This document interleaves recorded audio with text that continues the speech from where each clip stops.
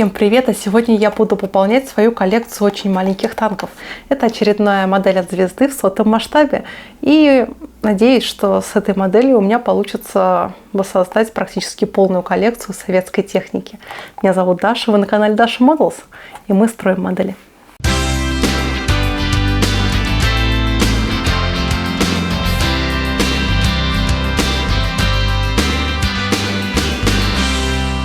А перед сборкой давайте немножко посмотрим на коробку. И здесь танк Т-70П установлен где-то в лесу. На обратной стороне у нас собранная модель. Для 100-го масштаба тут довольно много деталей, целых 16. И модель будет чуть больше 4 сантиметров. Итак, приступаем к сборке. Ну а больше контента обо мне вне моделизма вы можете найти на моей страничке на Boosty. Ссылочка будет в описании. И спасибо всем, кто поддерживает меня через функцию спонсорства на YouTube, а также в донатах в ВК и на Boosty. Всего 2 рамочки и инструкция. Даже без шагов. Итак, начнем, наверное, с соединения нижней и верхней половины бронекорпуса. Для этого их надо найти на рамочке. И тут тоже довольно просто. Давайте, нижняя часть состоит из подсборки. И начнем с самой большой детали. Это А14. Собственно, вот рамочка А. И деталь номер 14. Тут есть цифровое обозначение. А купить все необходимое для моделизма можно в магазине «Модельная лавка». Там я покупаю модели, инструменты, особенно краску. И совсем недавно появились отечественные краски от фирмы Мачете. Это наш аналог Томи и спиртовой акрил. И обратите внимание, что при заказе модели ТВД баночка вам придет в подарок. А используя этот промокод для своего первого заказа, вы получите скидку в 500 рублей. Ссылочка на магазин и промокод есть в описании к видео. И отделяем при помощи бокорезов от рамочки. Теперь необходимо эту деталь обработать, убрать вот эти вот заусенцы с помощью надфиля. Ну, также это можно сделать при помощи ножа. Но надфилем получается как-то более аккуратно, на мой взгляд. И деталь готова к сборке. Теперь я найду деталь номер А9. Это внутренний каркас. И она находится на другой рамочке. Вот, 9-я деталь. Также при помощи бокорезов отделяю. Так, здесь 3 отверстия и здесь 3 штырька. И причем они имеют разный диаметр, маленький, маленький и большой. И, соответственно, такие же отверстия. И мы сопоставляем в соответствии с размером до довольно плотного соединения. И теперь необходимо найти бортовые детали. Это деталь А1 и А2. Соответственно, вот они. И также абсолютно отделяем, обрабатываем и ставим. И теперь, когда боковые детали обработаны, я их могу установить на свое место. И они устанавливаются на вот эти вот внутренние штыри. Супер. И теперь мне нужно надгусеничные полки найти. Это детали номер А11 и А17.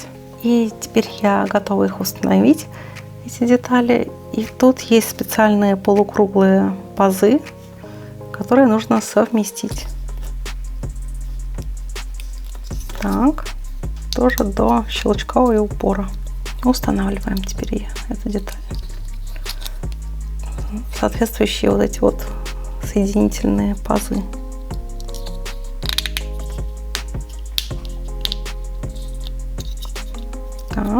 Так, также я подготовила деталь. Это маленькая выхлопная труба. Под нее есть тоже свой пазик. И также сопоставляем. Вот, и защелкиваем. Следующий шаг — это будет уже сборка башни. И башня также состоит из 3 частей: внутренний каркас и верхняя и нижняя половина. Сначала внутренняя деталь, и теперь я установлю верхнюю часть.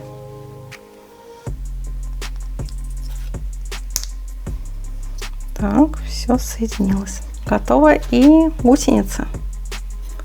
Тут для них есть свои маленькие штыречки тоже. И просто нужно сопоставить. С одной стороны, так аккуратно. И с другой. Все, и маленький танк готов. Осталось его только окрасить. Я закрепила модель на зубочистке и приготовилась к красочным работам. У танка есть отверстие для крепления игрового флага. Именно туда я и вставляю зубочистку. Так мне будет удобнее держать модель во время работы. И я покрою модель грунтовкой. Я использую грунт в аэрозольных баллонах от фирмы «Звезда». И он отлично подготавливает поверхность модели к работе. Но и расход у него чересчур большой, к сожалению. После высыхания грунтовки я наношу правильный зеленый цвет на модель танка Т-70. И тут я применяю божественные краски от испанской фирмы АМО. И это досанкционные запасы, так что грех ими не воспользоваться. Я тут работаю двумя оттенками. Это базовый зеленый цвет, и он же будет самым темным. А высветлять я буду светлой зеленой русской краской. Модель в таком масштабе нужно делать чуточку светлее своих более крупных собратьев, иначе детали модели просто потеряются. Время ручных работ, и тут они довольно сложные. Мне надо у такой маленькой модели окрасить катки и гусеницы. Это по-настоящему сложный момент в работе над такой малышкой. И обратите внимание, что я не боюсь совершить ошибку и неточные мазки. И я их убираю ватной палочкой, смоченной в воде. И повторю процесс снова и снова, пока у меня не получится достойный результат. И слава богу, что акрил сохнет не моментально. Произвести Т-70 было несравнимо проще и дешевле, чем тяжелый танк Панцерваффе, но также понятно, что встреча Т-70 с таким танком, как Тигр 1 на 1, не сулила ничего хорошего советской машине, а точнее она гарантировала ей 100% уничтожение. И вообще Т-70 считался противопехотной машиной или танком второго эшелона. Тем не менее, конструктор Николай Астров спроектировал эту бронетехнику таким образом, чтобы у экипажа был высокий шанс на выживание. Так, по итогам сражения под Прохоровкой только 40% подбитых танков Т-70 считались невозвратными потерями, тогда как 41 машина из 68 после ремонта вернулась в строй. И связано это, во-первых, с тем, что боекомплекты не детонировали во время попадания вражеского снаряда, а также удачным расположением бензобака. А вот танкистам Т-34 повезло меньше. 78% Т-34, участвующих во встречных сражениях, не подлежали восстановлению. А из-за маленького габарита наводчики Панцерваффе начинали целиться в Т-70 с 600 метров, а в Т-34 почти из 2 километров. Но внезапное появление Т-70 на поле боя отвлекало немцев от расстрела Т-34 на большом расстоянии, что позволяло Т-34 дойти на дистанцию эффективного выстрела. Но в любом случае жизнь танкиста на войне была короткой. Именно поэтому сохранилось так мало воспоминаний о танке Т-70. Хотя этот простенький танк с высокой ремонтопригодностью героически сражался с более мощными фашистскими танками в самом начале войны, тогда, когда еще крайне мало выпускалось Т-34. Также в качестве ручной работы мне надо поработать над шансовым инструментом и окрасить резиновый бандаж запасного катка. И, конечно же, поработать над выхлопной системой танка.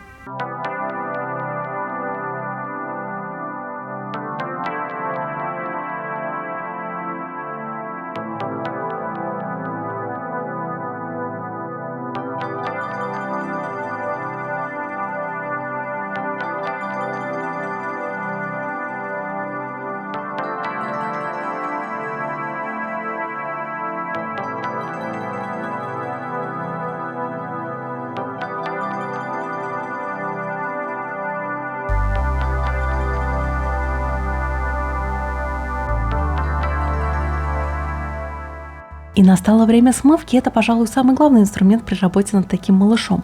Я просто заливаю рельеф малютки жидкой масляной краской и потом излишки удаляю ватной палочкой, смоченной в white спирите.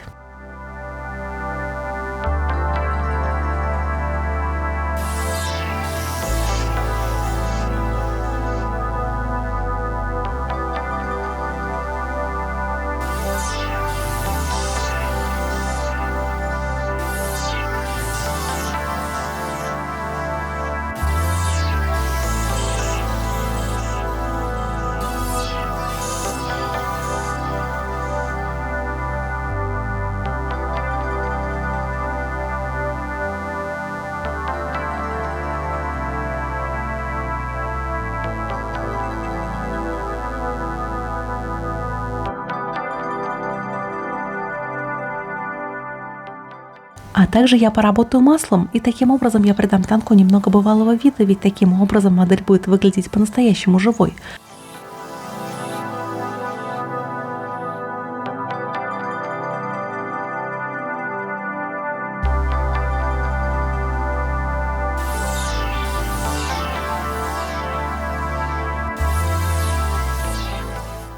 А сухой кистью я пройдусь по всему малышу. Мне это нужно, чтобы придать модели еще большего объема. И по сути на модели можно применить всего два простых приема – смывка и сухая кисть.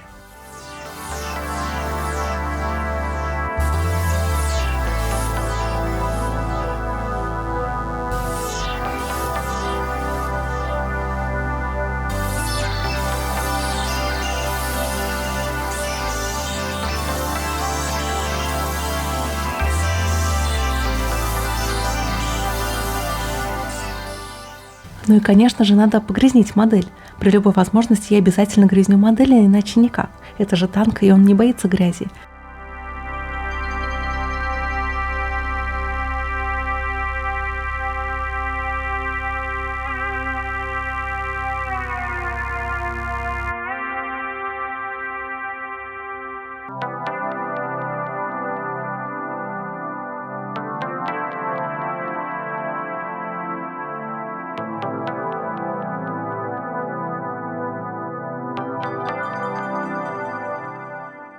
И я совсем забыла покрасить ствол пулемета. И нужно это исправить в самый последний момент.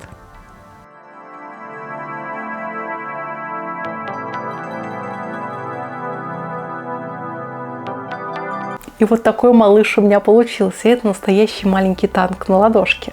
И эта модель, мне кажется, у меня одной из самых лучших в коллекции на данный момент. Она такая маленькая и реалистичная. Надеюсь, мое видео вас вдохновило на постройку ваших собственных маленьких танков. Меня зовут Даша. А купить такой набор для сборки вы можете в магазине «Модельная лавка».